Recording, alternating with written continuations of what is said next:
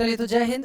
क्या हाल है? सभी का हाल ठीक ठाक होगा। सब लोग अपना एडमिट कार्ड चेक कर लिए होंगे कि कहाँ कहाँ सेंटर दिया है। बिहार दरोगा मेंस का महा फाइट्स होने वाला है। 1799 पोस्टों के लिए, 1799 पोस्ट के लिए जबरदस्त फाइटिंग होने वाला है। 24 और 3 27 24 तारीख को संडे है। उस दिन हम लोगों का आखिरी टेस्ट होगा और आपके लिए भी आखिरी टेस्ट होगा। बाकी जो एप्लीकेशन से जुड़े हुए हैं वो तो जुड़ेंगे। आज हम लोग 12 नंबर टेस्ट आपको दिखाने वाले हैं।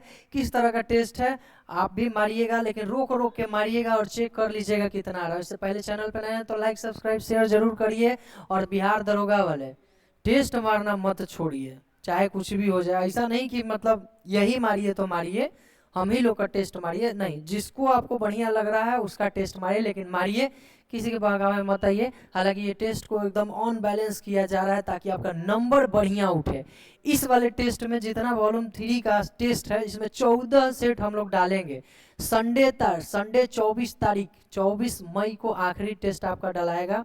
ओपन टेस्ट 2 होता है। ओपन टेस्ट मतलब हर संडे को लिया जाता है। 2 ओपन टेस्ट हो गया दोनों ब्रांच पे, 2 ओपन टेस्ट और बच रहा है और इसमें टोटल 14 सेट डाला गया है। ठीक है, स्टूडेंट मैजिक क्लब का एप्लीकेशन डाउनलोड कर लीजिए, या फिर कोई भी तरह की दिक्कत हो किसी भी चीज़ का तो आप इस वाले नंबर पे ज़रूर फ़ोन करिए। ठीक है, नंबर पे आप ज़रूर फ़ोन करिए, आपको तब जाके जानकारी अच्छा से मिल जाएगा। 2-3 नंबर है, किसी पे आप नंबर पे क्या कर सकते हैं, संपर्क ले सकते हैं। और क्या करिए, अपना नींद के पेटी बांध लीजिए। मतलब नींद नहीं अब आना चाहिए, चाहे कोई भी कीमत हो। आगे दिख रहा है आपका लक्ष्य। लक्ष्य जब जीतते रहे तो कहा जाता है ना कि बेटा लक्ष्य जब दिख रहा है तो परिश्रम का फल बहुत मीठा होता है। परिश्रम करते रहना है, चाहे दिन हो चाहे रात हो। 4 घंटा नहीं पढ़ना है, पढ़ने का ओरिजिनल टाइम सब है। 24 घंटा आप पढ़ सकते हैं, ओरिजिनल टाइम आपको बनाना है। ठीक है, चलिए तो हम लोग स्टार्ट करते हैं। आपको क्वेश्चन दिखाते हैं। आप हम तो टिक करेंगे बड़ा फास्ट ही, चूंकि आप लोग इतना देर सहिएगा नहीं। और चूंकि सेट आजकल का टेस्ट तो जान ही रहे हैं किस तरह का रहता है, तो सेट एक है अव्वल दर्जा का, तो आप इसको जल्दी जल्दी करेंगे। ठीक है, स्टार्ट करते हैं और थोड़ा बड़ा कर लेते हैं इसको। चलिए, पहला क्वेश्चन है कि पौधे में बृहद पोषक तत्वों की आवश्यकता के संबंध में निम्नलिखित कथन में से कौन सा सही है। ठीक है, पौधे के आवश्यक तत्व कितना होता है? टोटल 17 तत्व होते हैं। टोटल कितने तत्व होते हैं? 17। ये आपको भी पता हो, हम ज़्यादा एक्सप्लेनेशन करेंगे नहीं, इस पर भरोसा भी नहीं रहते हैं। एनपीके को प्राथमिक बोला जाता है, नाइट्रोजन फास्फोरस और पोटासियम को प्राथमिक बोला जाता है। तो पौधे के संबंध में कौन सा कथन सही है? तो पहला नंबर, पौधे को बृहद पोषक तत्वों की बड़ी मात्रा में क्या होती है? आवश्यकता होती है। जो लोग पहला मारिएगा उनका सही होगा, बाकी का क्या हो जाएगा? आपका गलत हो जाएगा। दूसरा क्वेश्चन आपके सामने ये है कि किन प्लास्टिड में ऐसे वर्णक पाए जाते हैं जो पौधों को उनका पीला, नारंगी और लाल रंग प्रदान करते हैं? आप लोग जल्दी से लगाइए, हम क्योंकि तुरंत मारेंगे। ठीक है ठीक है, इसका जो आंसर होगा आपका क्रोमोप्लास्ट होगा, क्योंकि ल्यूकोप्लास्ट ये रंगहीन के लिए होता है। रंगहीन के लिए, हरा के लिए क्या होता है? क्लोरोप्लास्ट है। और ये स्टार्च को जमा रखता है। क्या रखता है? स्टार्च को जमा रखता है, एमाइलोप्लास्ट। ठीक है, अगला क्वेश्चन आपके सामने ये है कि वनस्पति प्रबंधन द्वारा उगाए गए पौधों के लिए निम्नलिखित में से कौन सा कथन सत्य है? ये आपको मारना है। ठीक है, पहला है कि वनस्पति प्रबंधन द्वारा उगाए गए पौधे से बीजों को उगाए गए पौधे की तुलना में पहले से फूल और फल देते हैं। और दूसरा है आपका कि वनस्पति प्रबंधन द्वारा उगाए गए पौधे आनुवांशिक रूप से मूल पौधे से भिन्न होते हैं। तो ये मूल पौधे से भिन्न नहीं होता है। दूसरा हमारा गलत है, चूंकि ये आनुवांशिक पौधा है तो ये भिन्न नहीं होता है, मतलब सेम होता है, कहने का मतलब। पहला आपका सही है, दूसरा नंबर कथन क्या है? गलत है। अगला क्वेश्चन, रोक रोक के आप मारिएगा। क्वेश्चन हम पहले दिखा दे रहे हैं, कभी भी सेट मारिएगा, हर क्वेश्चन में आप रोक के मारिएगा, नहीं तो कौन जल्दी टिपाएगा कौन धीरे टिपाएगा वो आपको भी नहीं पता चलेगा। अगला क्वेश्चन, पुरुष प्रजनन प्रणाली में प्रोटेस्ट ग्रंथि और वीर्य पुटिका से निकलने वाले स्त्रावों का कार्य क्या है? हिंदी इंग्लिश दोनों में दिया गया। अगर इसमें आपको नहीं समझ में आए तो उधर इंग्लिश भी है, इसको आप स्किप करके आगे जा सकते हैं। ठीक है, तो ये है आपका पुरुष प्रजनन प्रोटेस्ट ग्रंथि और वीर्य पुटिका से संबंधित है। क्या है आपका कि शुक्राणुओं को पोषण प्रदान करना और परिवहन में क्या करना है? उसको सहायता करने के लिए होता है। 4 नंबर क्वेश्चन का ऑप्शन क्या हो जाएगा? डी। इंग्लिश में भी यहाँ पे दिया गया है, यही एक अच्छा है। और जो भी ओपन टेस्ट होता है आपका हिंदी इंग्लिश दोनों में होता है। अगला क्वेश्चन आपके सामने ये है, सूची 1 का मिलान सूची 2 से करना है। विद्युतीय गति पर कौन रहता है, घूर्णन गति पर कौन, आवर्त गति पर कौन, और सरल रेखीय गति पर कौन रहता है। ठीक है, तो आपका वृत्तीय गति पर क्या रहता है, पृथ्वी चंद्रमा की ओर चारों चक्कर लगाना। घूर्णन गति पर लट्टू रहता है। आवर्त गति ये आपका घड़ी के दोलनी गति होता है। और सरल में नदी होता है। यानी 3 4 3 4 3 4, यहाँ है 1 2। बी नंबर ऑप्शन आपके सामने क्या निकल के आएगा, सही हो जाएगा। इंग्लिश में भी है, इंग्लिश हिंदी दोनों में है। हालांकि ये सेट आपको टेस्ट स्टूडेंट मैजिक क्लब के एप्लीकेशन पे मिल जाएगा। वॉल्यूम 1 2 3 तीन तरह के टेस्ट डाला गया है, आप जो मारना चाहते हैं वो मार सकते हैं। निम्नलिखित कथन पे विचार करिए, लेकिन यही है कि 1 2 में आपका थोड़ा सा नंबर कम आएगा, क्योंकि थोड़ा सा फॉलो किया गया स्टैंडर्ड लेवल। 3 में आपका बढ़िया नंबर आएगा।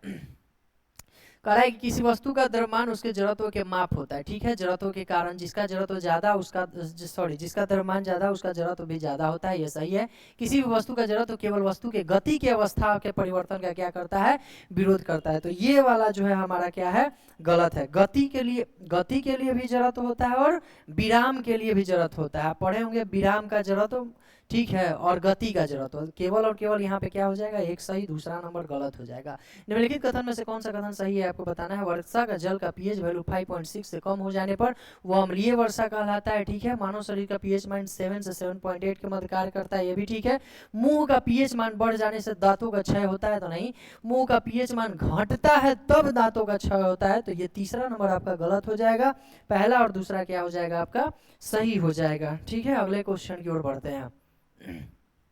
मिसेल गंदगी हटाने में मदद करता है, क्योंकि, ठीक है, मिसेल गंदगी हटाने में मदद करता है, क्यों, क्योंकि वो तेल को भी जल में क्या कर लेता है, घोल ले लेता है। ध्यान रखिएगा, मिसेल गंदगी हटाने में इसलिए मदद करता है, क्यों, क्योंकि वह तेल को भी जल में क्या कर देता है, घोल लेता है। 9वें प्रश्न की ओर, जब प्रकाश की किरण हवा से तेल में प्रवेश करती है तो निम्नलिखित में से कौन सा कथन सत्य होगा। अगर हवा है, हवा को क्या बोलते हैं, विरल माध्यम, और इसी तेल में अगर जाएगा तो तेल को हम लोग कौन सा माध्यम बोलेंगे, सघन माध्यम। ठीक है, अब देख लीजिए क्या होगा, प्रकाश की गति घटती है और किरण अभिलंब की ओर मुड़ जाती है। पहले आंसर सही हो जाएगा।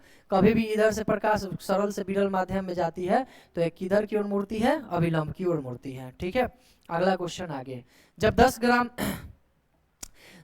H2O को 80 ग्राम O2 यानी ऑक्सीजन के साथ अभिक्रिया करते हैं तो निर्मित जल का द्रव्यमान क्या होगा, ये आपसे पूछ रहा है। आपको पता है H2O में द्रव्यमान का अनुपात कितना होता है, तो आप बोलिएगा 1:8। आपको पता होना चाहिए ये बात। ठीक है, अब देखिए यहाँ पे हाइड्रोजन का कितना है, 10 ग्राम, ऑक्सीजन का कितना है, 80 ग्राम। इन दोनों का अनुपात कितना है, 1:8। यानी ये मैच कर रहा है, मतलब फॉलो कर रहा है। और जब भी फॉलो करेगा तो दोनों के द्रव्यमान को बस आपको जोड़ देना है। 10 और 80 क्या हो जाएगा, 90 ग्राम आपका आंसर निकल के आ जाएगा सही। रोक के मारिएगा। ठीक है, 11 नंबर क्वेश्चन है कि मानव शरीर में श्वसन की क्रिया को आप समझाने का सही उत्तर क्या समझते हैं। हाँ, मतलब श्वसन की क्रिया आप क्या समझते हैं, तो ये बढ़िया से पढ़ लीजिएगा, लंबा है, हम एक ही बार में आपको आंसर बता देते हैं। हालांकि बहुत आसान है इसका, पढ़िएगा तो आप बता दीजिएगा।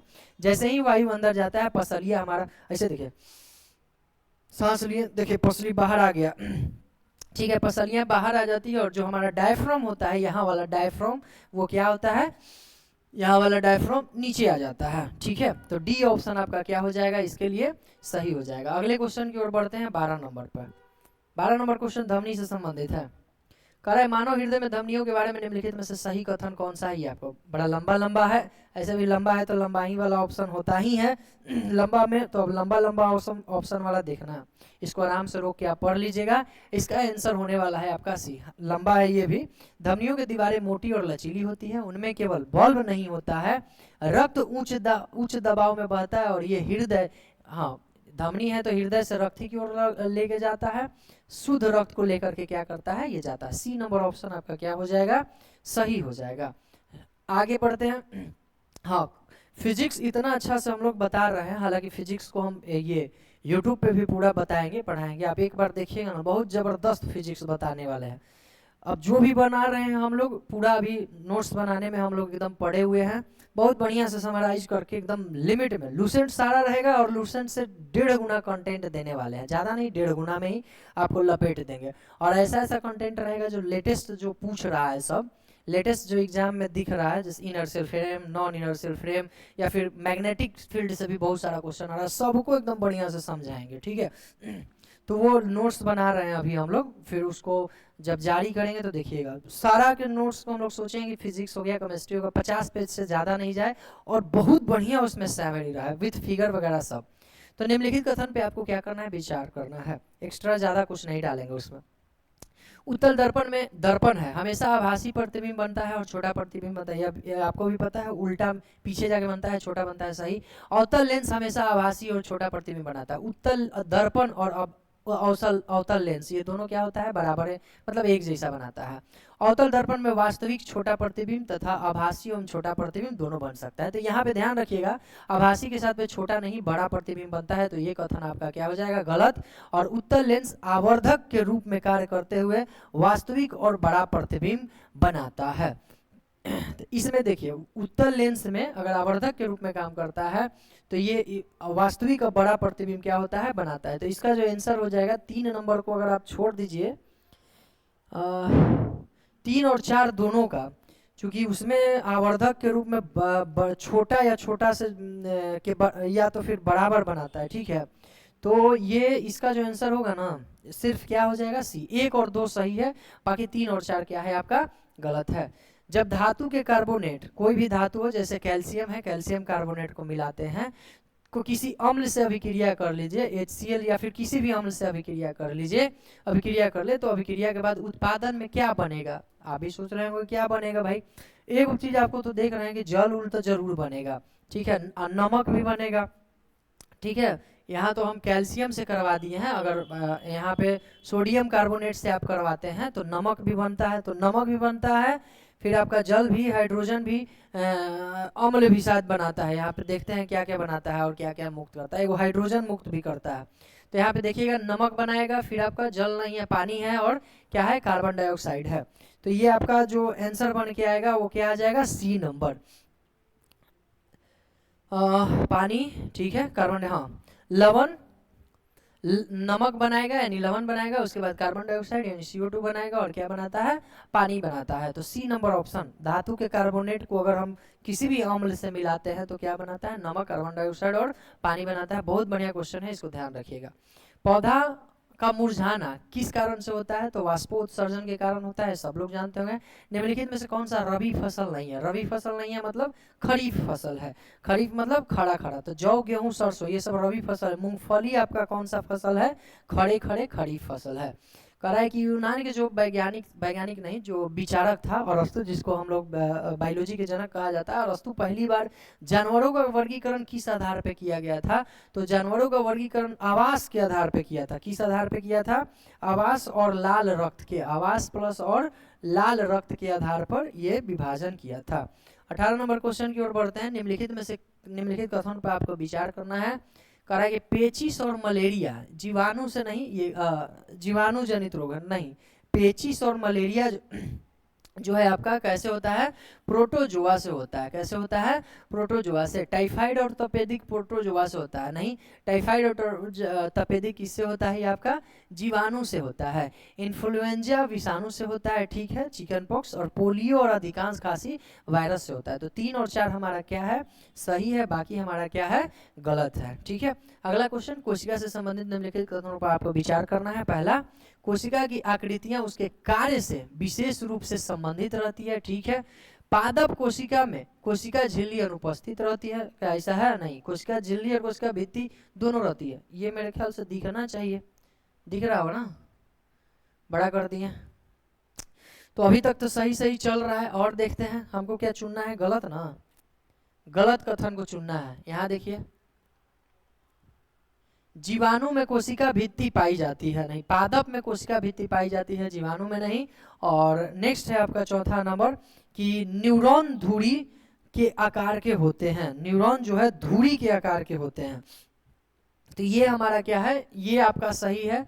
और एक सही है वो जिसमें क्या था पीछे वाला में, पादप कोशिका में कोशिका झिल्ली, अच्छा गलत कौन है ये ना हमसे पूछ रहा है, तो पादप कोशिका में कोशिका झिल्ली अनुपस्थित रहता है, ये गलत है, ठीक है। और न्यूरॉन धुरी जो है, न्यूरॉन धुरी आकार के होता है, यानी स्पाइंडल आकार का होता है, ये भी आपका क्या है, गलत है। यानी 2 और 4 गलत है, बाकी ये दोनों 1 और 3 क्या है आपका, सही है, ठीक है। बढ़िया से क्वेश्चन देख लीजिएगा, रोक लीजिएगा तभी मारिएगा। क्वेश्चन में थोड़ा सा जान है, मतलब दिखेगा जान आपको। खाद्य परीक्षक के रूप में समानतः किसका प्रयोग किया जाता है? तो एक तो आप लोग जान रहे होंगे सोडियम बेंजोएट। अब सोडियम बेंजोएट यहाँ भी है, यहाँ भी है। अब क्या निकालना है भाई? तो सोडियम सोडियम वाला, तो सोडियम बाइकार्बोनेट नहीं, ठीक है, वो बेकिंग सोडा के लिए है। सोडियम मेटाबाइसल्फेट, ये होगा आपका डी नंबर, जो खाद्य परीक्षण में क्या करता है, काम करता है। अब आ गया है मैथ, ठीक है, तो अब समय लगेगा, तो हम क्या करते हैं, इसको फास्ट करने के लिए आपको बस तरीका बताएंगे। आपको तरीका देख लेना है, उसके बाद बनाना खुद से है।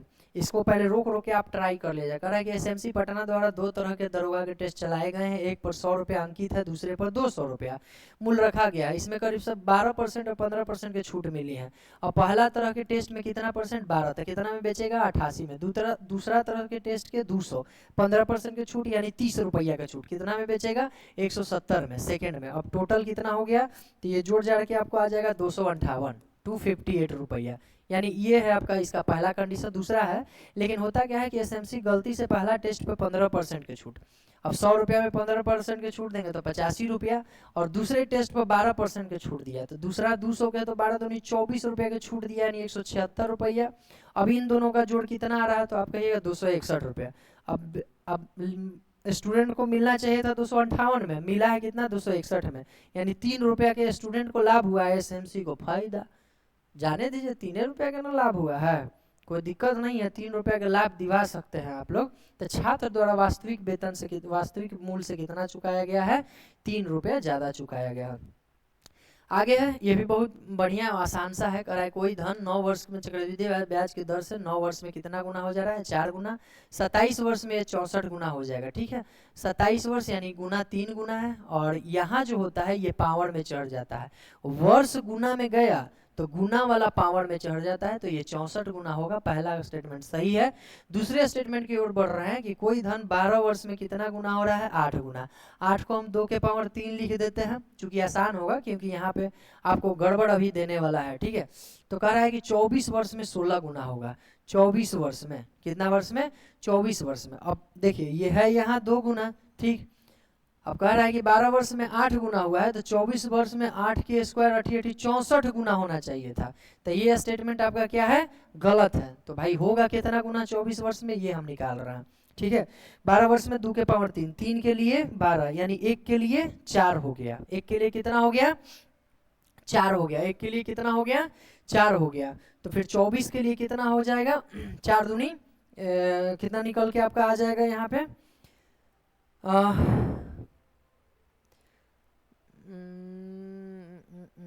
2 के पावर 3, 4 के लिए 16, चलिए 2 के पावर 3 है ना, अच्छा ठीक है। कहाँ फंस गया भाई, चलिए, मतलब एक तो है कि ये सेकंड वाला गलत है, मतलब एक सही है। अब इसको थोड़ा सा एक्सप्लेन करके आप ही अथी कर दीजिएगा। कभी कभी होता है क्या कि दिमाग से जब मैथ निकलता है ना तो बनता ही नहीं है, फंस गया, ठीक है। यहाँ पे हम बनाए भी नहीं है कि बता दें, ठीक है, ये बस इंडिकेट किए हुए हैं कि गुना भागा करके इतना आएगा। चलिए नेक्स्ट क्वेश्चन की ओर बढ़ते हैं। 23 नंबर है क्वेश्चन। कह रहा है कि एक ठोस धात्विक सिलेंडर है जिसकी त्रिज्या 12 सेंटीमीटर, ऊंचाई 42 सेंटीमीटर, इसको पिघला करके शंकुधारी में डाला जाता है। शंकु की त्रिज्या 6 सेंटीमीटर और ऊंचाई कितना है, 14 सेंटीमीटर। कथन पर विचार करना, बहुत सारा कथन है, कथन आपको दिखा देना। उससे पहले, कथन से पहले, अगर आपके दोस्त भाई बंधु जो कोई भी हो, या फिर आप भी हो, अगर आप बिहार पुलिस, मद्य निषेध, अधिनायक, अनुदेशक, किसी का भी आप टेस्ट देना चाहते हैं तो स्टूडेंट मैजिक क्लब पे 20 टेस्ट, अभी 10 टेस्ट फिलहाल उपलब्ध हो गया है। 10 टेस्ट और आपको बहुत जल्द उपलब्ध करवा दिया जाएगा। 20 टेस्ट बहुत ज़बरदस्त है, एक बार मार के देखिएगा तो आपको खुद पता चल जाएगा, या फिर आपके दोस्त यार जो भी हो, इसको ज़रूर आप एक बार देने के लिए देखिएगा, ठीक है। बाकी नंबर पीछे तो दिया ही हुआ है। चलिए, अब दे रहा है कि धात्विक सिलेंडर का आयतन कितना होगा। तो भाई इसमें जो था आपका लंबाई चौड़ाई ऊंचाई पे जा रहा था, ठीक है। तब सिलेंडर का क्या होता है, 22/7 पाई आर क्यू 12 था, 12 सॉरी आर स्क्वायर 12 × 12, ऊंचाई कितना था, 42 था, ठीक है। अब इसी को कट कुट करने के बाद ये इतना पे आ जाएगा, मतलब पहला स्टेटमेंट आपका सही जाएगा। दूसरा, शंकु का आयतन इतना होगा। शंकु का आयतन क्या होता है, 22/7 गुना में रेडियस दिया हुआ था 6 × 6, ऊंचाई कितना दिया है 14, ठीक है, 7 × 14, इसको आप लोग गुना करिएगा तो ये कितना आएगा 528 ही आएगा। दूसरा नंबर भी सही है। धात्विक सिलेंडर से 36 शंकु बनेंगे। अब इसको इससे डिवाइड करेगा, 36 को शंकु बनेगा, ये तीनों के तीनों आपका क्या निकल के आएगा, सही निकल के आएगा। अगले क्वेश्चन की ओर बढ़ते हैं। नीचे दिया गया वजन है, औसत वजन आपको निकालना है। 38 किलो के 10 विद्यार्थी है तो 380, ये 40 बचे, 200, ये 41, 6 6 24 हो जाएगा। ये 43 किलो के 8 गो है, 8 दिया 24 और 8 चौका 32 और 2 34, और ये 50 किलो के है तो 550।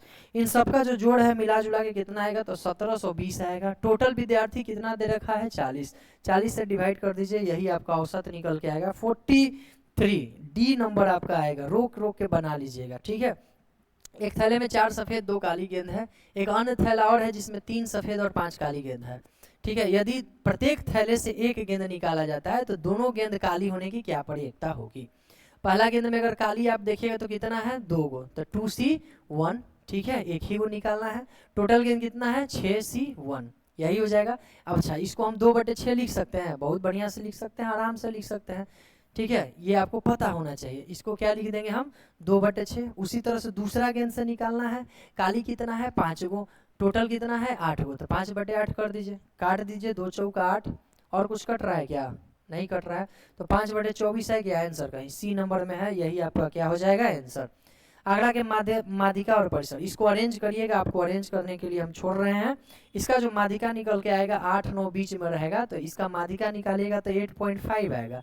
अगर आप रेंज की बात कर ले तो सबसे बड़ा हो है इसमें 23 और सबसे छोटा है इसमें 2, 23 - 2 क्या होगा 21। इन दोनों का हमको क्या पूछ रहा है, माध्य पूछ रहा है, तो 21 + 8.5 करिएगा, डिवाइड में 2 करिएगा, 21 8 29.8/2, ये 14.75, बी नंबर आंसर निकल के आ जाएगा, ठीक है। कह रहा है एक कक्षा में लड़कों की कुल संख्या का इतना मतलब कुल छात्रों की संख्या का 83.1/3% लड़कियां हैं। तो टोटल लड़कियों की अगर संख्या देखा जाए 83.1/3 को अगर आप तोड़िएगा तो ये 250/3 आएगा। कितना आएगा 250/3 परसेंटेज आएगा। परसेंटेज को संख्या में अगर बदलेंगे तो ये क्या निकल के आपका आएगा 250/3, 1 0 से 1 0, 5 है 25, 5 दूनी 10, 5 बटे क्या निकल के आएगा 6, मतलब 6 में 5 लड़की है तो बॉयज कितना हो जाएगा आपका 6 में 1, ठीक है। अब यही हम मान लेते हैं कि टोटल संख्या कितना है 600 है, टोटल संख्या कितना है 600 है, तो 100 को लड़का होगा और कितना लड़की होगी 500 लड़की होगी, ठीक है। अब कह रहा है यदि 60% लड़के और 80% लड़कियां उपस्थित होती है तो कुल छात्रों का कितना परसेंट अनुपस्थित रहता है। लड़का 60% उपस्थित, तो अनुपस्थित कितना, तो आप कहिएगा 40%, यानी 40 गो। लड़की कितना उपस्थित है 80, अनुपस्थित कितना रहेगी 20%, और 500 का 20% कितना होगा, तो आप कहिएगा 100। टोटल कितना अनुपस्थित है 140, 140 अनुपस्थित है कुल कितना में 600 में। परसेंटेज निकालिए, कटेगा 2 से कटेगा 3, 2 से कटेगा 70, 70/3 यानी 23.1/3, सी नंबर ऑप्शन बन के आपका आ जाएगा। कह रहा है ए और बी के गति का अनुपात है 2:5, तो इसको समय टाइम उल्टा होता है, टाइम का अनुपात कितना हो जाएगा 5:2। कह रहा है कि निश्चित दूरी को तय करने में ए बी से 15 मिनट अधिक लेता है। यही 3 के अंतर, चूंकि टाइम का ये दे रखा है, ये 3 के अंतर कितना का दे रहा है 15 का, तो 1 के अंतर कितना का आ जाएगा 5 का। किसका निकालना है, बी उसी दूरी को तय करने में कितना समय लगा, बी के लिए समय कितना लग रहा है 2 का, तो 2 के लिए कितना हो जाएगा 10, यानी 10 मिनट लगाएगा बी, ठीक है। आप रोक रोक के बनाइएगा क्योंकि हम बनाए हुए हैं तो हम भाई फास्टे बनाएंगे। एक पुरुष एक काम को 6 दिनों में, महिला 12 दिन में, ठीक है। पुरुष है तो मेल और फीमेल कर देते हैं, 6 दिन 12 दिन, कुल काम 12 दिन। ये 2 के रफ्तार में कर रहा है, ये 1 के रफ्तार में कर रहा है। कह रहा है एक पुरुष और एक महिला एक साथ काम करते हुए कितने दिन में, दोनों का रफ्तार कितने का है 3 का है, काम कितना है 12, 3 चौका कितना दिन में करेगा 4 दिन में ये करेगा। रोक रोक के आप बनाइएगा, नहीं तो फिर गिनती नहीं होगा। एक वॉलेट में 10 रुपया और 500 रुपया का नोट है, कुल 12 गो नोट है। कह रहा है कि 10 रुपया 500 रुपया के नोटों के अनुपात 1:2 है, टोटल कितना है 12, तो 3 यहाँ कुल 3 हो जाएगा, और 12 के लिए 3 क्या, एक 4 गो, ये कितना होगा 4 दूनी 8, यानी कि 10 रुपये के 4 गो नोट है, मतलब 40 रुपया है। 500 रुपया 50 रुपया के 8 गो नोट है, मतलब 50 8 400 है। कुल रुपया कितना हो जाएगा 440 रुपया, यही हमसे पूछ रहा था, ठीक है। आसान आसान दिया हुआ है, कोई दिक्कत नहीं है, आराम से बन जाएगा। कह रहा है कि एक पूर्णांक है। ये सब मैथ आप करते रहिएगा, ठीक है, इसी टाइप का आपका पूछेगा, ये सब टाइप रहेगा ही रहेगा, भले एगो में 2 को घुसा दे, 3 को घुसा दे, 4 को घुसा दे, लेकिन टाइप रहेगा। एन से डिवाइड, एन को अगर 8 से डिवाइड करते हैं तो 3 शेषफल बचता है। क्या शेषफल होगा जब 6n, जितना शेषफल बचता है उसी को 6n में गुना करते हैं, -1 कर देंगे 8, 6 दिया 18 - 1 17 बटा क्या होगा 8। कितना शेष बचेगा तो आप कहिएगा सर 1 शेष बचेगा, वही हमारा क्या हो जाएगा, आंसर हो जाएगा। उस विकल्प को चयन करिए जो 2 संख्याओं से उसी तरह संबंधित हो जो तीसरी संख्याओं से जो यहाँ दिया हुआ संबंधित है। आप थोड़ा सा रोक के बना लीजिएगा, हम डायरेक्ट बना दे, रोकिएगा जरूर। लेकिन ये दिया हुआ है 4 के क्यूब प्लस 4 के स्क्वायर, 64 प्लस 16 कितना होता है 80, ठीक है। अब ऐसे ही ढूंढना था तो ये आपको मिलेगा 5 के क्यूब प्लस 5 के स्क्वायर करिएगा कितना आएगा 150, आपका आंसर निकल के आ जाएगा। विषम को चुनना है, आप रोक के बनाइएगा, हम आपको डायरेक्ट आंसर बता रहे हैं चूँकि समय का अभाव रहता है, ठीक है। सारा में +4 +4 +4 +4 +4 हो रहा है, लेकिन इसमें +4 नहीं हो रहा है। डी नंबर आपका क्या हो जाएगा ऑप्शन। 8 + 4 12 हो रहा है, ठीक, लेकिन यहाँ पे 12 और 4 16 होता है, जबकि क्यू कितना में है 17 पे दिया है, इसीलिए ये हमारा आंसर हो जाएगा। नेक्स्ट है कि डोर्म को लिए ये, फर्स्ट को लिए ये कोडिट किया जाता है, तो कैंसर के लिए क्या कोडिट किया जाएगा। अब जैसे ही हम यहाँ पे बढ़ते हैं तो एक चीज़ हमको देखने में आ रहा है कि डी को लिए ये 4 से इंडिकेट किया है, ओ के लिए 30 लिखा है 2 अंक में, आर के लिए 36 लिखा है, एम के लिए 26, यानी डी सिंगल डिजिट है तो सिंगल डिजिट में लिख दिया, और जो डबल डिजिट में, जैसे 15 आपका डबल डिजिट में है तो इसको 2 से गुना करके लिखा हुआ है। अब कैंसर का लिखना होगा 3, 1 के लिए 1 होगा, 14 है 2 डिजिट में, 14 दूनी 28, फिर 3, फिर 5 का 5 ही, 18 दूनी 36, 31 28 35 36 कहाँ है, ये आपका आंसर बन के आ जाएगा। अगला है पैटर्न में लुप्त संख्या को आपको निकालना है। लुप्त संख्या में क्या हो जाएगा ये आपको बताना है, तो बहुत आसान सा है, इसको रोक लीजिए, बनाइएगा तभी यहाँ देखिएगा। 32/2 कर दीजिए 16, 35 16 51, इसका बटे 2 करिए 9, 28 9 37, इसका बटे 2 करिए, अगर यहाँ 40 रहेगा तब 40 और 7 क्या हो जाएगा 47, ए नंबर आंसर क्या हो जाएगा सही हो जाएगा। 36 है कि कुछ ड्रम वायलिन है, ड्रम जो है कुछ क्या है हमारा वायलिन बी से कर देते हैं, कुछ वायलिन पियानो है, कुछ वायलिन क्या करते हैं पियानो कर देते हैं, सभी पियानो क्या है फ्लूट, सभी पियानो को हम क्या किए हैं फ्लूट बना दिए हैं। निष्कर्ष कुछ फ्लूट वायलिन है, फ्लूट कहाँ है ये, कुछ फ्लूट वायलिन है, ये आ रहा है पहला सही है। कुछ पियानो ड्रम है, पियानो यहाँ है ड्रम यहाँ है, कनेक्शन नहीं बन रहा है, देख रहे हैं, तो ये क्या है हमारा गलत है। कोई पियानो ड्रम नहीं है, तो अब हो भी सकता है नहीं भी हो सकता है, डायरेक्ट में तो ये गलती है, लेकिन इन दोनों स्टेटमेंट में कोई ना कोई एगो सही होगा। कुछ वायलिन ड्रम है, अब देखिए वायलिन यहाँ है ड्रम यहाँ है, ये सही है, मतलब 1 और 4 एग्जैक्ट सही है, 1 और 4 दोनों सही है, और तथा 1 या 3 दोनों में से कोई एक वो अनुसरण करेगा, ये ऑप्शन आपका निकल के आ जाएगा। ठीक है, अब यहाँ पे एक बहुत लंबा सा आपको दिया हुआ था, तो हम इसका डायरेक्ट आपको आंसर बताएंगे, आप रोक लीजिएगा तब आप आगे बढ़िएगा। ठीक है, हम बना देते हैं, इसका जो आपका इमेज बन के आएगा कुछ इस तरह से बन के आएगा। ठीक है, ये आएगा y माइनस टी प्लस, ठीक है, यहाँ q माइनस ये w प्लस, इतना रिलेशन बन के आ रहा था। हमसे पूछा था k t से किस प्रकार संबंधित है, ये है k, ये है t। ठीक है, इसकी हो जाएगी पत्नी, जहाँ तक हमको लगता है पत्नी के माई है, ससुर पे जा रहा है क्या, हाँ ससुर। ठीक है, आप बनाइएगा ससुरे ही बनेगा, ये इसकी पत्नी है, पत्नी के माई आई बाप, तो क्या लगेगा ससुर ही लगेगा। अगला प्रश्न की ओर बढ़ते हैं, पासा दिया हुआ कह रहा है इसको खोल के बनाइए, कौन बनेगा, आपको पता है एक छोड़ के बनाना रहता है, दिखाई देगा तो सही है नहीं तो गलत है। जैसे 6 के उल्टा 3, यहाँ देखिए 6 और 3 दोनों दिखाई दे रहा है, तो ये गलत हो गया। 3 और 4 दिखाई दे रहा है, चलिए 3 और 4 से कहीं है रिलेशन नहीं है। ठीक है, 1 और 5 देखिए तो 1 और 5 दिखाई दे रहा है, गलत है।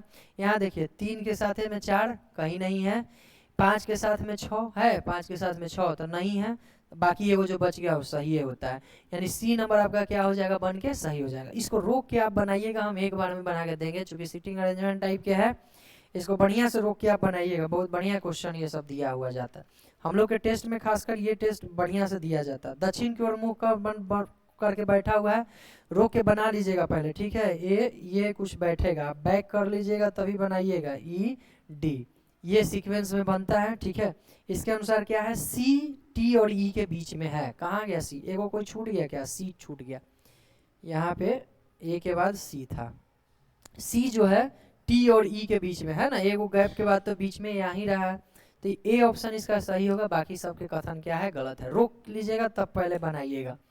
3 व्यक्ति ए बी सी के पास अलग अलग राशि रुपयों में है।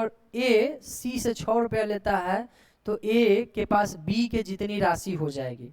ठीक है, ये बोला। दूसरी बात क्या बोल रहा है, ए और बी के पास कुल कितने रुपये हैं, तो 74 रुपये है। चलिए ठीक है, कह रहा है कहाँ गया, ए सी से 6 रुपये लेता है तो ए के पास बी जितना राशि हो जाएगा, यानी ए 6 रुपये लेता है तब जाके बी जितना राशि होगा, और ए प्लस बी के पास टोटल रुपया कितना है, 74। ठीक है, अब इन दोनों का प्रयोग करके दोनों का आंसर लेके आएंगे, कोई दिक्कत नहीं होना चाहिए। a माइनस बी बराबर 6 माइनस 6, कोई दिक्कत नहीं, इधर उधर कर दिए, और a प्लस बी बराबर 74। ठीक है, ये दोनों कट जाएगा, 2a, ये 2a बराबर कितना हो जाएगा, 68। a बराबर जो हमारा निकल के आएगा कितना आएगा, यहाँ b क्यों निकाले हुए हैं, कोई बात नहीं, ये भी निकाल लेते हैं, 34। a कितना निकल के आएगा, 34। किसका पूछ रहा था, b के पास कितना रुपया है। अब इसी में रख दीजिए, किसी में, ए के पास 34 है, जुड़ जाइए 40, 40, बी के पास कितना आएगा, 40 रुपया। आंसर बनाइएगा वैल्यू रख के, प्लस और भागा को आपस में बदल दिया जाए कौन, तो हम बोले हैं सबसे पहले सी से आपको चेक करना रहता है। चेक करिए, 9 भागा 6 गुना 4, प्लस और भागा चेंज कर रहा है, प्लस है कहाँ, अच्छा यहीं है, प्लस और भाग कहाँ है, यहाँ है, तो यहाँ +2। अब इसको करिएगा तो 6 नीचे जाएगा, यानी 9 गुना 4 बटे 6 प्लस 2, यही निकल के आएगा। 2 दूना 4, 2 तिहाई 6, 3 से 3 तिहाई 9, 3 दूनी 6, 2 8। सी नंबर आप चेक करिएगा, उसी पे आपका आंसर निकल जाएगा। यहाँ आपको क्रम में सजाना है, रोक लीजिए, क्रम में सजाइए, हम एक ही बार में आंसर बता देते हैं। बी नंबर ऑप्शन इसका आएगा। ये भी आपका घुमाने वाला है, बहुत आसान सा है, इसको आप रोकिएगा, बनाइएगा। ठीक है, क्योंकि समय आधा घंटा पार हो गया, तो ये इधर तीर गया, इधर तीर गया, उधर, तो तीर यहाँ बनेगा, तीर यहाँ एक ही कंडीशन में है, बस बी में है। बहुत आसान सा ये क्वेश्चन है। अब आइए कटिंग फोल्डिंग में, जो हमेशा आपको देखने के लिए मिलता है। देखिए, ये जो सेट बनाया गया है बिल्कुल इन्फोर्समेंट मेंस और मद्यनिषेध मेंस पे, जो भी इन्फोर्समेंट मद्यनिषेध या फिर मद्यनिषेध का मेंस दिए हैं, उनसे आप एक बार जाके बात कर लीजिएगा, तो आपको पता चल जाएगा। ठीक है, अब इसको कटिंग फोल्डिंग करिए, तो ये हम डायरेक्ट आपको बता देते हैं आंसर, आप आराम से दिमाग लगा लगा के बनाइएगा। ठीक है, डी इसका आंसर सही होगा।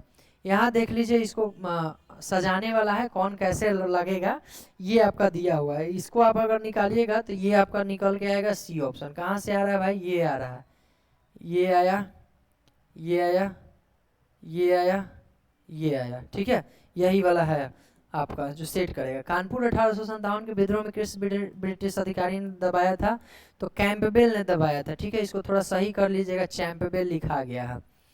नेक्स्ट है क्वेश्चन कि मौर्य सम्राट अशोक ने कलिंग युद्ध के बाद धर्म की नीति अपनाई थी, युद्ध को त्याग दिया था। ये बात सही है। कलिंग युद्ध में भारी नरसंहार और विनाश हुआ था, इसी के कारण ये क्या किए थे, ऐसा किए थे। तो ये भी हमारा क्या है, सही है। ए और आर दोनों सही है, आर ए का सही एक्सप्लेनेशन करता है, दोनों एक दूसरे से रिलेटेड है। कह रहा है जनगण मन पहली बार कब गवाया गया था, तो विशन नारायण दर थे। 1911 का अधिवेशन था कलकत्ता में, उन्हीं के अधिवेशन में अध्यक्षता में क्या किया गया था, आपका जनगण मन गाया गया था। अगला प्रश्न की ओर बढ़ते हैं, 49 नंबर। कह रहा है कि अमेरिका के स्वतंत्रता की घोषणा मुख्य रूप से किसने लिखी थी, यह याद रखिएगा, लिखी थी।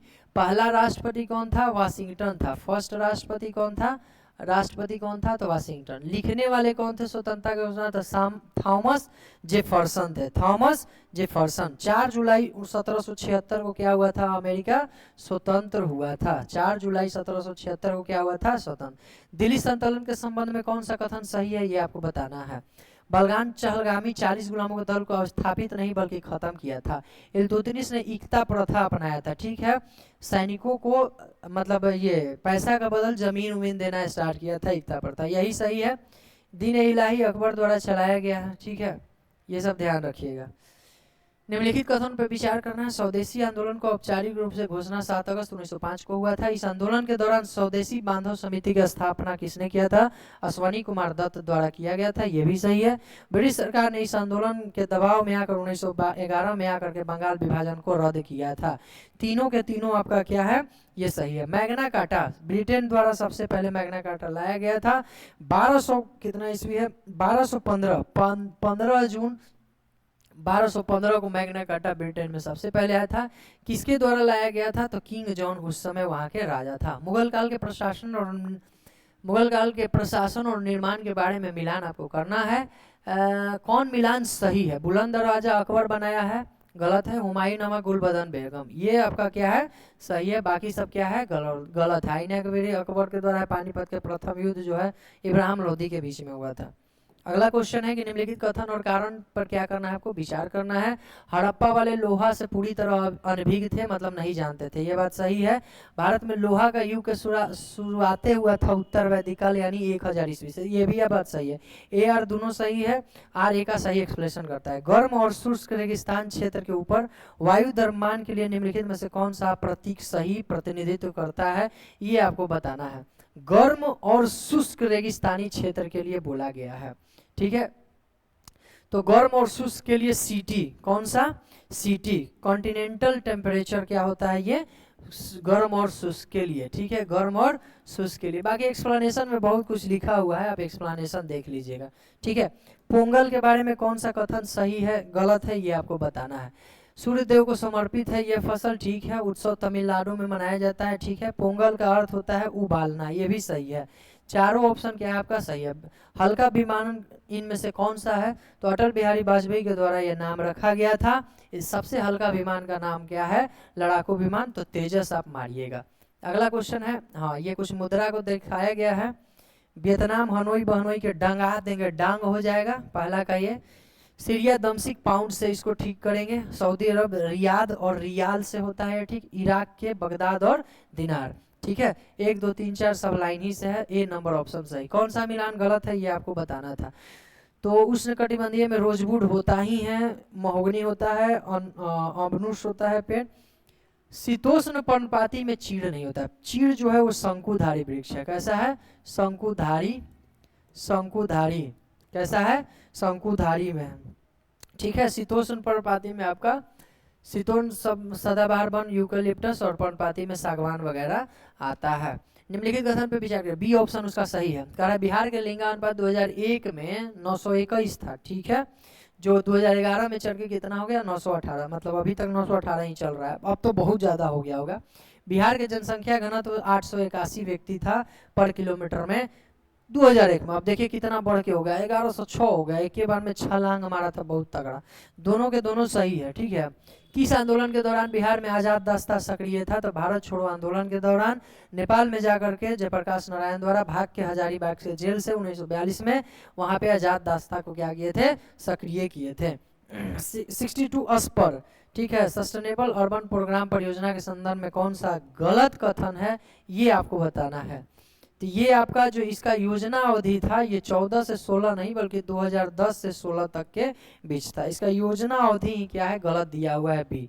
तो जो लोग डी लगाएंगे उनका क्या होगा? गलत होगा। निम्नलिखित कथन और कारण पे क्या करना है आपको? विचार करना है। लेकिन उससे पहले आपके दोस्त यार भाई बंधु जो भी होंगे, भाई ब्रदर, एक बार इस बैच को जरूर देखने के लिए बोलिएगा। नया ही स्टार्ट हुआ है, 3 सब्जेक्ट चल रहा है, पॉलिटी, इकोनॉमिक्स और फिजिक्स, ठीक है। 2 को सब्जेक्ट सुबह में जाता है 8 बजे से 11 बजे तक, या फिर 8:30 से 11। एक शाम में आपका जाएगा 6:30 से 8 बजे के बीच में। तो इसको जरूर आप देखने के लिए करिएगा। अगर दिक्कत हो तो ये नंबर है, 2 नंबर है, किसी पे आप फ़ोन करके आप इसके बारे में जानकारी ले सकते हैं, ठीक है। चलिए आगे बढ़ते हैं। सोमेश्वर की पहाड़ी के भू आकृति बिहार के उत्तर पश्चिम भाग में, ठीक है, पश्चिम चंपारण में है तो वहीं पे है। इस श्रेणी के अपेक्षाकृत युवा तलछट्टी चट्टानों में निम्नलिखित में से जिनमें बलुआ पत्थर महत्वपूर्ण है। इसमें क्या है? बलुआ पत्थर महत्वपूर्ण है, ठीक है। तो ए और आर आपका क्या है? दोनों सही है। और आर ए का क्या है? सही एक्सप्लेनेशन नहीं, आर ए का सही एक्सप्लेनेशन नहीं करेगा। क्यों नहीं करेगा? क्योंकि इस श्रेणी में अपेक्षाकृत युवा तलछट्टी चट्टानें हैं जिसमें बलुआ पत्थर महत्वपूर्ण है। ये तो इसके महत्व के बारे में बताया था। यहाँ क्या दे रहा है कि सोमेश्वर के पहाड़ी के भू आकृतियां जो बिहार के उत्तर पश्चिम भाग में, बिहार के उत्तर पश्चिम भाग में, ये तो सही है, लेकिन ये बलुआ पत्थर के कारण उत्तर पश्चिम भाग में ये सही नहीं है, ठीक है। तो जो बी मारेंगे उनका क्या हो जाएगा? सही हो जाएगा। पंत कहाँ पड़ता है, तो सब सट से मारेगा राजगीर, लेकिन यहाँ जिला पूछा हुआ है, पट से मत मार देना, सब रोक रोक के मारना है। ऑपरेशन फ्लड किससे संबंधित है, तो वर्जिन कुरियर द्वारा दूध उत्पादन के लिए किया गया था, 1970 में क्या हुआ था, स्टार्ट हुआ था। रेखी समिति चल चल के कर सुधारेंगे, किस तरह का टैक्स सुधारेंगे, रेखी समिति रेखा में चलेंगे, चल के सुधारेंगे, लेकिन अप्रत्यक्ष कर को सुधारेंगे, ठीक है। तो बी नंबर ऑप्शन सही होगा। सुमेलित करिए, कुछ बात ही है, ये इंग्लिश में लिखा जाता है तो बड़ा आसान पड़ जाता है, ठीक है। इसमें से कोई एगो आईसीआईसीआई बैंक होगा, ये होगा हमको लगता है आईसीआईसीआई, क्योंकि आईसीआईसीआई का पता है 1955, 1 का 4, दो जगह है, ठीक है। एक इडवी जो होगा, इडवी पे तुम्हें पता है इडवी कौन होगा, लघु एवं सूक्ष्म वाला होगा, ये 90 में, ठीक है। इडवी इडवी नहीं, इंडियन डेवलपमेंट वाला कहाँ है, बैंक ऑफ इंडिया, भारतीय लघु इंडस्ट्रियल डेवलपमेंट, हाँ ये इडवी ही होगा, ठीक है। तो अब देखते हैं कहाँ जा रहा है, डी का 3 कहाँ है, ये वाला ऑप्शन आपका क्या हो जाएगा, सही हो जाएगा, ठीक है। बी का इसका मतलब एक औद्योगिक विकास बैंक का कितना में स्टार्टर हुआ था, औद्योगिक विकास, ये होगा क्या, इंग्लिश में लिखाता है तो बड़ा बढ़िया से इस ध्यान में आ जाता है, ठीक है। इसको हटाते हैं, यहाँ है Indian industrial development bank, Indian development industrial bank, ऐसे ही कुछ लिखाता है, इडबी लिखाता है, EIDBI, बैंक ऑफ इंडिया शायद लिखाता है, industrial development bank of India, हाँ इडबी, ये है 64 में, ठीक है, 8/64। अरे इंग्लिश में तो था ही यहाँ पे IDBI आया, इतना दिमाग लगा रहे थे, हाँ इंग्लिश वाला थोड़ा सा ज़्यादा ध्यान में रहता है। वर्ल्ड डेवलपमेंट रिपोर्ट किसके द्वारा जारी किया जाता है, IBRD के द्वारा। UNDP कौन सा जारी UNDP कौन सा जारी करता है, तो आपका ये मानव विकास सूचकांक को जारी करता है, ठीक। वर्ल्ड इकोनॉमिक आउटलुक IMF द्वारा जारी किया जाता है, और जितना व्यापार संघ वाला है ये WTO द्वारा। GNP और में GNP से NNP निकालने के लिए निम्नलिखित में से क्या घटाया जाता है, तो उसमें से हास्य घटाया जाता है, ठीक है। निम्नलिखित में से कौन सा सुमेलित नहीं है, ये आपको बताना है। एक्सिम बैंक आयात निर्यात सही है, RBI बैंकों का बैंक कहलाता है, ठीक है। IDBI, FCI कॉमर्शियल संस्थाओं के वित्तीय मदद के लिए नहीं है, FCI है फूड कॉर्पोरेशन लिमिटेड वाला, ठीक है, भारतीय खाद्य निगम वाला। तो जब भारतीय रिजर्व बैंक नगदी यानी CRR में वृद्धि करने की घोषणा करती है तो उसका तात्पर्य क्या होता है, तो उसका तात्पर्य यह है कि वाणिज्य बैंकों के पास उधार देने के लिए मुद्रा क्या हो जाता है, कम हो जाता है। वाणिज्य बैंक के पास उधार देने के लिए मुद्रा क्या हो जाता है, कम हो जाता है। CRR को जैसे ही वृद्धि करता है, तो इसको एक बार पूरा आप मेरे ख्याल से अभी तक पढ़ रहे हो तो सब देख ही लिए होंगे, कौन बढ़ता है कौन घटता है, किसको बढ़ाइए घटाइए बढ़ाइए घटाइए, एक ही ढंग से सब चलता है लगभग। निम्नलिखित में से कौन सा प्रदूषक आप अपने हानिकारक प्रभाव से संबंधित नहीं है, सल्फर के यौगिक अम्ल वर्षा है, नाइट्रोजन यौगिक, क्लोरोसिस के लिए नाइट्रोजन यौगिक नहीं होता, यहाँ सल्फर के यौगिक शायद होते, सल्फर डाइऑक्साइड, हाँ यही सल्फर के यौगिक के कारण ये क्लोरोसिस होता है, ठीक है। तो ये आपका बी हो जाएगा सही। निम्नलिखित परितंत्र उनके क्षेत्रफल के आधार पर व्यवस्थित करिए, ठीक है। मरुस्थल है उसका बढ़िया, चलिए उधर हम लिख देंगे, चारों एक साइड में हो जाएगा ये क्वेश्चन। अच्छा ये सब एक ही साथ में था, ठीक है। क्षेत्रफल के अनुसार इसको व्यवस्थित करना है। पहला नंबर पर क्या था, मरुस्थल, मरुस्थल। दूसरा नंबर पर क्या था, उष्ण कटिबंधीय, उष्ण कटिबंधीय वर्षावन। अब इसको क्षेत्रफल के अनुसार क्या करना था, सजाना था। तो सबसे ज्यादा जो आपके पास होता है वो है आपका उष्ण कटिबंधीय, उष्ण कटिबंधीय वन सबसे ज्यादा है, उष्ण कटिबंधीय वर्षा वन। इसके बाद आपका क्या है ज्यादा, मरुस्थल ज्यादा है। तो सी नंबर ऑप्शन जो लगाएंगे आप आराम से रोक के बनाइएगा, ठीक है। आपको बनाना जरूरी है बहुत ज्यादा, हम बस क्वेश्चन दिखा रहे हैं आपको कि किस तरह का क्वेश्चन है, क्वेश्चन का लेवल भी बहुत बढ़िया है, ठीक है। वायुमंडल में जलवाष्प का स्रोत क्या है, तो नम, धरातल, पौधे, जानवर का श्वसन, तीनों के तीनों ये जलवाष्प का क्या है सुविधा, तीनों का तीनों।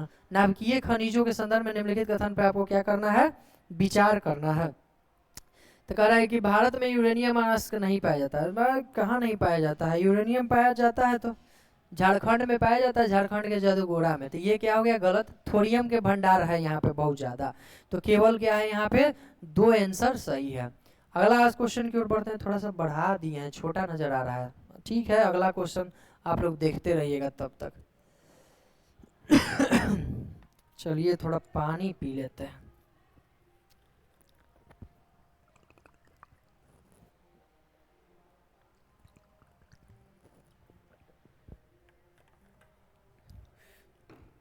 लगन बहुत तगड़ा है। चलिए आगे बढ़ते हैं। हाँ, निम्नलिखित युग्मों पर आपको विचार करना है। लॉयस का राज कहाँ है? बोनाई आपका उड़ीसा में पड़ता है और गुआ कहाँ पड़ता है? झारखंड में। बोनाई आपको उड़ीसा में है, गुआ कहाँ है? झारखंड में। बाकी ये दोनों क्या है? सही है। नेतरलिम गोवा में है और चंद्रपुर कहाँ है? महाराष्ट्र में। तो क्या हो जाएगा, 2 और 4 आपका आंसर सही हो जाएगा। नेक्स्ट है, सूची 1 को सूची 2 के साथ सुमेलित कीजिए और सूचियों के नीचे दिए गए कूट का सही उत्तर का प्रयोग करके चुनिए। ठीक है। आपको जिप्सम कहाँ पाया जाता है? ये लगता है कि पहले भी आया हुआ है क्वेश्चन जी, पहले भी आया है। जिप्सम आपका कहाँ पाया जाता है? तो राजस्थान में पाया जाता है। निकेल कहाँ पाया जाता है? तो अरुणाचल प्रदेश, सॉरी निकेल, निकल के क्या आएगा? उड़ीस। निकल के क्या आएगा? उड़ीस। ठीक है। जिप्सम कहाँ है? राजस्थान में। निकल के क्या जाएगा? उड़ीस। निकल के मतलब उड़ीसा जाएंगे। और ग्रेफाइट आपका अरुणाचल प्रदेश में हो जाएगा। तो कहाँ जा रहा है ऑप्शन? यहाँ देखिए, ये चला जाएगा। बी का क्या हो जाएगा? ग्रेफाइट आपका अरुणाचल प्रदेश में और फ्लोअर स्पर्प कहाँ जाएगा? आपका गुजरात में जाएगा। कह रहा है कि जीवामृत और बीजामृत, ठीक, पदों का संबंध निम्नलिखित में से किससे है? ठीक है, तो ये शून्य बजट खेती से है संबंधित। किससे है? शून्य बजट। फिर आ गया मिलान करने वाला, सब जल जल पे है। चौथा नंबर को हम यहाँ पे लिख देते हैं। ठीक है, चौथा नंबर जो है केंद्रीय भूजल बोर्ड नई दिल्ली, यहाँ डी लिखिएगा। केंद्रीय, चूंकि उधर दिखाना पड़ेगा ना, भूजल बोर्ड। अब मिलान करने वाला है चौथा नंबर पर एनडी नई दिल्ली। सब जल जल वाला है, याद रखिएगा। राष्ट्रीय जल अकादमी पुणे में है। पहला का क्या हो जाएगा? 3 हो जाएगा। पहला का क्या हो जाएगा? 3 हो जाएगा। बी, केंद्रीय जल, केंद्र में, केंद्र का राजधानी कहाँ है? नई दिल्ली। तो केंद्रीय जल आयोग कहाँ हो जाएगा? नई दिल्ली। तो ये क्या हो जाएगा आपका? 4 नंबर। इसके बाद आइए राष्ट्रीय जल विज्ञान। जल विज्ञान को लुढ़का दिए, रुड़की हो गया। इसके बाद मतलब 3 हो जाएगा। और इसके बाद क्या हो जाएगा? जो बच गया सो 2, मतलब केंद्रीय भूजल बोर्ड कहाँ है? फरीदाबाद। अब देख लेते हैं कौन सा ऑप्शन इसमें आ रहा है। 3 4 3 4, फिर से 3 3 कहाँ लिखा गया भाई? 3 4 1 2 होगा। यहाँ देखिए कौन सा हो जाएगा? 3 4 1, ये छूट गया भाई। 3 4 1 2, फिर से मिलाने वाला आ गया। भाखड़ा नंगल कहाँ है? लाज लगेगा सतलज पे। मिल जा रहा है क्या? नहीं मिला। दुल्हा जाएगा चिनाव से, नाव नहीं दिया हुआ है तो चंद्रा भागा। 4 3 4 3 4 3, ये बी हो गया। ठीक है,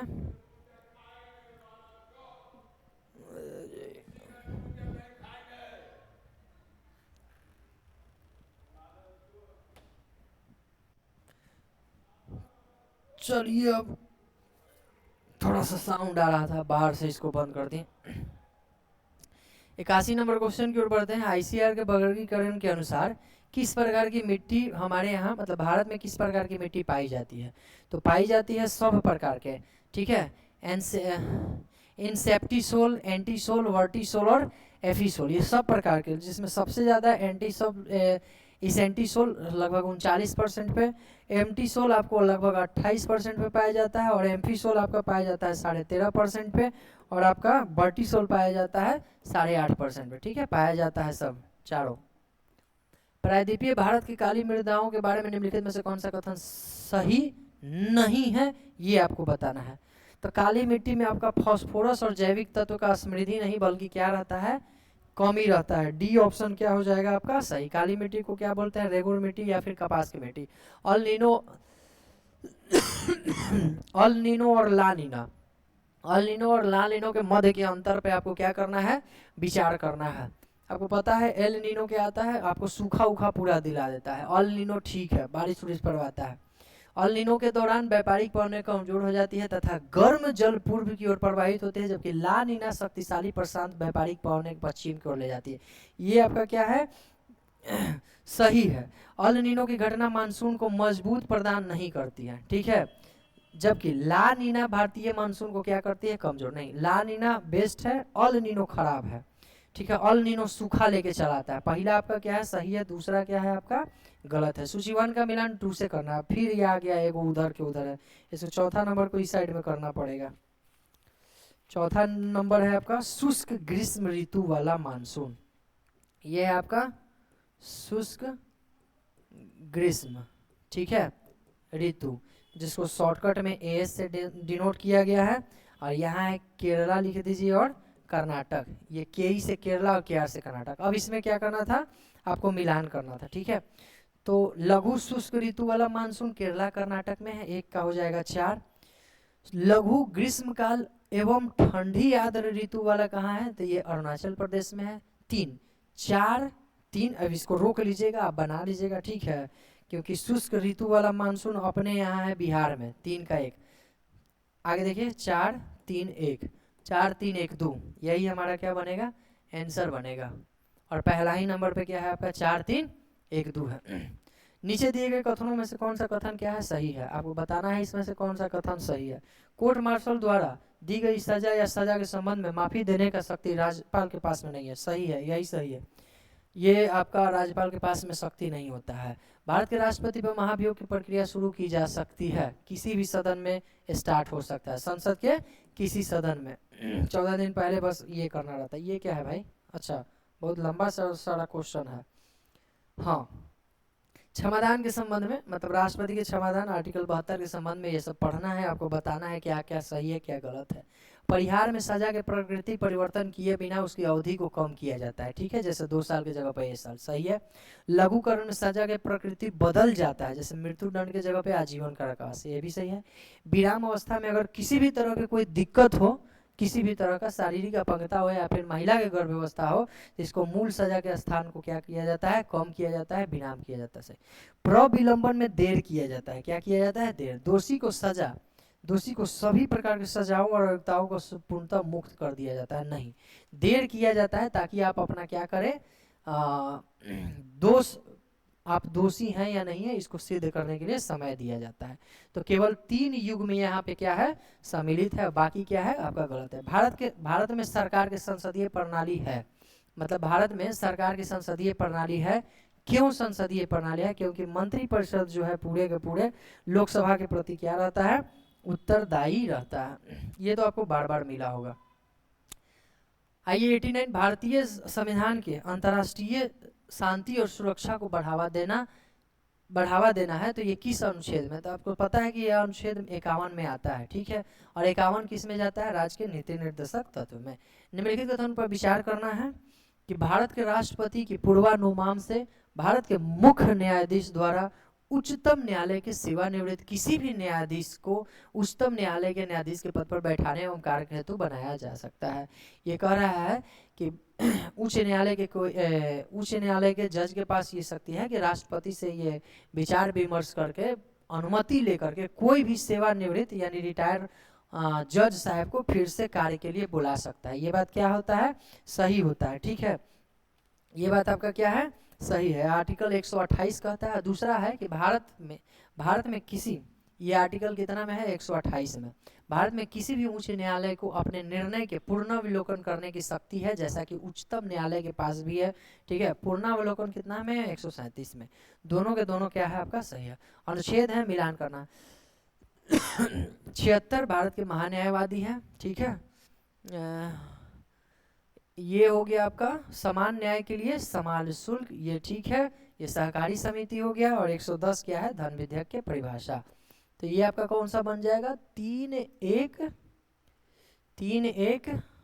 आंसर ही डायरेक्ट है। यहाँ नजदीक से दिक्कत होता है बहुत। ए ऑप्शन क्या निकल के आएगा? सही हो जाएगा। 15वें वित्त आयोग के अध्यक्ष तो एनके सिंह थे, लेकिन इनके साथ में सदस्य जो थे वो कौन शामिल नहीं थे, ये हमसे पूछ रहा है, ठीक है। तो ये सदस्य नहीं शामिल थे, इनका मुंडले, सुदीप्तो मुंडले क्या हो जाएगा? सुदीप्तो मुंडले आंसर हो जाएगा। नेक्स्ट है आपका निम्नलिखित में से कौन सी संसदीय समिति कार्यपालिका के नियमन विनियमन बनाने के लिए क्या करता है, प्रत्यायोजित शक्ति से संबंधित है। कौन सा समिति के पास, तो अधीनस्थ विधान समिति है, उसी के पास क्या है, ये शक्ति है। नेक्स्ट है हमारा 94 लाभ के पद। लाभ के पद यानी ऑफेंस ऑफ प्रॉफिट के संबंध में निम्नलिखित कथन पे क्या करना है, विचार करना है। लेकिन इसका विचार करने से पहले आप मद निषेध वाले सेट पर जरूर विचार करिएगा, ठीक है। नंबर दिया गया है, ऑनलाइन ऑफलाइन दोनों चल रहा है। अगर आप दूर हैं तो ऑनलाइन भी मार सकते हैं, बहुत आसान है, बहुत आसान नहीं है। स्टैंडर्ड फॉलो किया गया है, सिलेबस फॉलो किया गया है, 10 सेट डला गया है। अधिनायक अनुदेशक, मद निषेध, आगामी बिहार पुलिस, कोई भी सेट ये मार सकते हैं, ठीक है, कोई भी सेट ये मार सकते हैं। विचार करिए। आइए अब अंतिम समय चल रहा है, ठीक है। भारतीय संविधान के अंतर्गत लाभ के पद को स्पष्ट रूप से परिभाषित किया गया है ताकि सांसदों और विधायकों की अयोग्यता तय की जा सकते। ये सही नहीं है, स्पष्ट रूप से वर्णित नहीं किया गया, ठीक है। दूसरा, संसद अयोग्यता निवारण अधिनियम 1959 मंत्रियों और कुछ अन्य विशिष्ट पदों को लाभ के पद के आधार पर अयोग्यता से क्या दिया गया है, छूट, ठीक है। तो ये आपका सेकेंड नंबर क्या है, आपका सही है। 95 पे बढ़ते हैं। उपाध्यक्ष यानी डिप्टी स्पीकर के संदर्भ में निम्नलिखित कथन पर विचार करिए।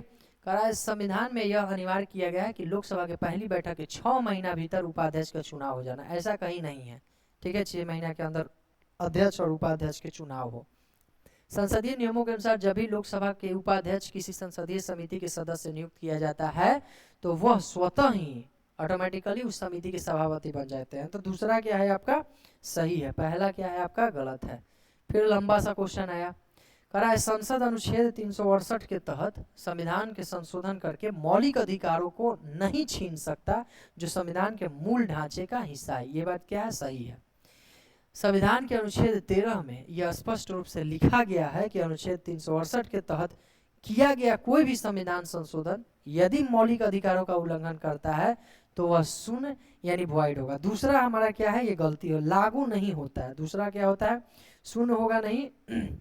मौलिक अधिकार के अंतर्गत जो भी संविधान संशोधन करेगा वो लागू नहीं होता है। क्या होता है, लागू नहीं होता, ठीक है। तो बाकी डिस्कशन में बढ़िया से दिया गया है, आप एक बार देख लीजिएगा, क्योंकि समय का भी तो अभाव है। लोकसभा के पहले सत्र की शुरुआत कब हुआ था, तो आपको पता है 13 मई, ठीक है। अप्रैल में गठन हुआ था आपका 17 अप्रैल 1952 को, और पहली बैठक कब हुई थी आपका 13 मई 1952। निम्नलिखित में से कौन सा कथन कारण पर विचार करना है, भारत और जापान के बीच कल एक नई रक्षा प्रौद्योगिकी का हस्तांतरण, कल मतलब कल नहीं, ये क्वेश्चन जब था तो डिफेंस टेक ट्रांसफर संधि पर हस्ताक्षर किया गया है। ये बात सही है। दोनों देश प्रशांत महासागर के क्षेत्र में समुद्री एवं सामरिक तकनीकी बढ़ावा को देने के लिए मजबूती करना चाहते हैं। ए और आर क्या है आपका, दोनों सही है। आर और ए का क्या है, सही एक्सप्लेनेशन करता है। यूनाइटेड किंगडम के हाउस ऑफ कॉमन्स में शामिल होने वाली कौन महिला अभिनेत्री है जिनको महिला सशक्तिकरण पुरस्कार दिया गया है, तो ये है ऋतुपर्णा सेनगुप्ता। कौन है, ऋतुपर्णा सेनगुप्ता बंगाल की है। कहाँ की है, बंगाली एक्ट्रेस है। अगला और लास्ट क्वेश्चन, निम्नलिखित कथन पे और कारण पे क्या करना है, आपको विचार करना है। कह रहा है कि बिहार सरकार ने कल, यानी कल नहीं जब हुआ होगा, राज्य के सभी प्राथमिक विद्यालयों में निपुण बिहार मिशन के दूसरे चरण के क्रियान्वयन के क्या किया है, घोषणा किया है। सही बात है। इस योजना का लक्ष्य कक्षा 3 तक के बच्चों को बुनियादी साक्षरता और संख्यात्मक ज्ञान का 100% देना सुनिश्चित किया है। ए और आर दोनों सही है, आर का सही एक्सप्रेशन करता है। ये तो बस याद करने के व्यू से आपको क्या किया जाता है, ए और आर सही दोनों। लेकिन आप ये जान लीजिएगा कि एग्जाम में कोई जरूरी नहीं है कि सही जगह। तो इस तरह से पहला सेट हम लोग का क्या होता है, मतलब 12 नंबर टेस्ट आप देख लीजिएगा, मिला लीजिएगा कितना नंबर तक आप आ रहे हैं, ये जरूर आप एक बार चेक कर लीजिएगा। हर क्वेश्चन को रोक रोक के बनाइएगा, ठीक है। बाकी किसी भी तरह का अन्य टेस्ट चाहिए, आपके दोस्त यार हो चाहे कोई भी हो, अगर जुड़ना चाहते हैं एसएमसी तो बिल्कुल जुड़िए। एसएमसी पटना आपके उज्जवल भविष्य का हमेशा कामना करता है और करता ही रहेगा, ठीक है। जय हिंद।